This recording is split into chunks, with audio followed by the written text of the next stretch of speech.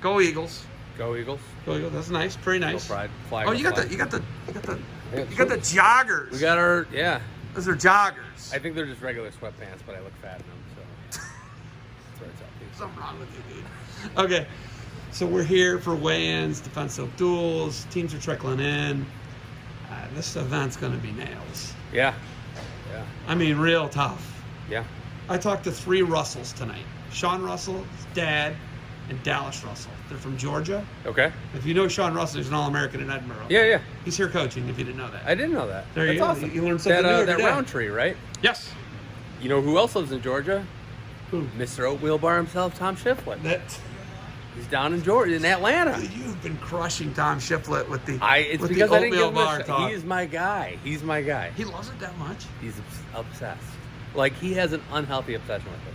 He calls me up and he's like, anytime I'm having a bad day, I go in the shower with the oatmeal bar. My day is just a little bit better. I don't know if this is made up or real. I but swear to I God. want it to be I real. swear I to want God. it to be real. Yeah, Tom Shiflett, All-American for the Borough. Yeah. Right? Yeah. Former head coach at Hofstra. correct. Okay. So we've outgrown this facility. Through this wall, Charlie. Yes. Through that wall right there, literally, depending on what you've built wall, Yeah. is the actual place production of- yeah. factory where the product comes together, is shipped and received. Correct. Right? The labels go on. That gets put into the Everything. bottles. It goes. You sit there and you meticulously carve the D into all Every of the spot, bars. yeah. That's what I tell That's my kids. incredible. I know. couldn't believe that. I know. You're like Will Ferrell. You only need 40 minutes of sleep every night, and Yeah. you eat the Like Buddy. Yeah, right. Yeah. You got like sugar plums, maple syrup, whatever the Tis- fuel that tis fuels the you. season, But we right. know spaghetti. Spaghetti. We know spaghetti fuels Come you. on. But you do a lot in here. You're obviously you're trying to get into the big box. Yeah. You're getting into big box retail, which is totally different from what you guys have done until now. Yes. Yeah. I mean, How's we've been that a wrestling soap, and then kind of like an athletic soap, but getting into retail is, it takes a long, long, long time. I mean, these buying cycles are 18 months, and sometimes that's just to get into meetings, to have a meeting about getting on a shelf somewhere, depending on, and finding out where you want to be too. Do you want to be at Walgreens? Do you want to be at Rite Aid? So it's uncharted territory, and we're finding out that there's a lot that we don't know about, which is a good thing because we're learning where we need to be. But yeah, it's a really cool process. It's challenging, but that's I feel like for the last 8 months we've been talking. It's been about that.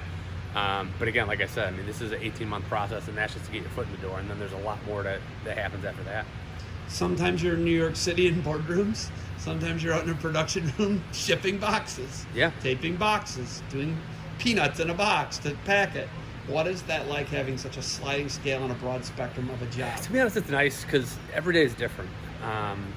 It's nice to be able to have your hands in a lot of different things because it's never boring. You're not doing the same thing every single day, and it's something's always, even if when it's a challenge and it's difficult and maybe we're not the best at it right now, it's an opportunity to get better, and it's fun. It's fun to be able to try to do something new every day. I look at Guy, I look at Gus, Dan, you guys are just always, Leah, Ashley, Maximus, everybody that's here, it's all hands on deck. Yeah. And I know that we've talked about that. We're kicking a dead horse. Right. But it's incredible to me to just see the family environment here. That's great. How much do you love that? It's awesome. I mean, it really is a family. The Seiko's obviously, salt of the earth. But, Max and his friends and Emma and her friends, they're around the warehouse, knocking stuff over, being maniacs. But, it really is a family and a community. That's the way that we've always handled St. Ed's. That's the way that we've always handled West Shore. So it's, we don't really know any other way. We do everything as a team, as a family. And I think that's a big part of our success. Defensive Duels, year 3 or year 4? What is it? I forget. Can't even remember. I think year 3. Is it year 3? I think we're year I 3. can't even remember. But, this event's grown. It's grown. It's exclusive. Yeah. Right? And that was what he wanted. He wanted exclusive, tough competition to completely put his guys at a disadvantage, which I guess you're training to go to high school, to go to St. Edward, to go wherever they go. Yeah. Right? And to go to college. That's right. literally what it's for. It's what he did. It's what you did. It's what Gus did. what I did, right? That's literally ultimately what we're trying to do with wrestling. Yeah. Upward mobility, Right. right? Careers, things like that, work ethic, all the things, right? What ultimately do you want to see the athlete? We know what Guy wants. What do you want the athletes to get out of defensive duels? I mean, I just want great matches. I mean, this year more than anything, I mean, talk about being grateful for things maybe we took for granted for. Just being able to have an event and be, at Cedar Point Place, it's insane. So I think we're really grateful that we're competing, and we're competing at a really high level.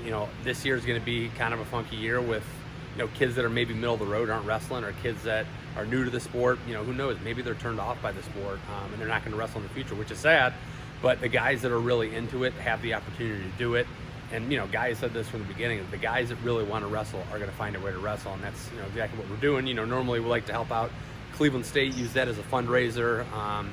And we were fortunate enough with Jared Offers help to, do everything with Cedar Point and their sports center.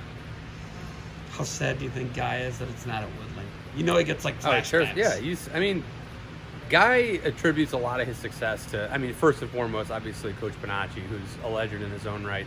But just that school, the biggest thing with Guy is, not many people know this. Guy didn't have a ton of high school success. I don't think he ever qualified for the state tournament. And Coach Bonacci took a chance on him, and I think that's always been his identity. Someone that maybe is an underdog and found a way to succeed and be successful and find a way to get it done. I know, because he was like, we're at the Taj Mahal, the sports event center at Cedar Point. Right. You did mats today? Yes. Yeah. Oh my gosh. Yeah. Unreal. We got to enter to the back tomorrow. Is that what we've got to do? Correct. Okay, North side. It's the north side of it. It is Death Star. Yeah. It is great. I couldn't believe walking up there. I was like, I had to do the fish eye lens, the stretched out lens, and I had to back up. It's that big. It's that awesome. It's massive. It's incredible. What a facility, right? The facility, and then even the personnel that we work with. I think you interviewed that Wes. Yeah. Wes, awesome. Really easy to work with, and the biggest thing is they're on top of the compliance, so that number one, people are staying safe, and number two, we're doing everything that we have to do in order to continue to have these opportunities to wrestle. Social distancing, masks, temperature checks, all that stuff. That's kind of become the new normal at athletic events.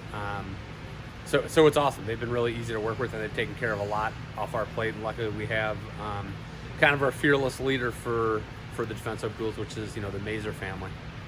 I hope Mazer's out of his mind. He is cuckoo for Cocoa Puffs when we talk about this. Yeah. He loves this. Leonard, that guy's cuckoo for Cocoa Puffs for wrestling, right? The guy you say doesn't get enough credit. He's just like, yeah, man, it's just wrestling, whatever. I know, and he's been doing it for a long time, and I said even this year, last couple of years, having his son in the sport is something that's really special to me. And even to be able, I didn't wrestle for Guy, I was a CYO guy, but being able to coach Max, you know what I mean, and being able to coach Riker, Jeff's son, is like something that's really near and dear to my heart, because, I can say with 100% certainty I don't have the success I do without Jeff's help, and really helping me get into the places I wanted to get to. So it's cool. It's a really unique opportunity to be able to coach someone's kid that gave you a lot, and I'm able to do it with Max and with Riker. He has ownership in a restaurant business. Yeah. Restaurants are getting absolutely clobbered right now. Yeah. He doesn't even grit his teeth, doesn't get mad about it. They're trying to help their employees, doing everything they can. Yeah.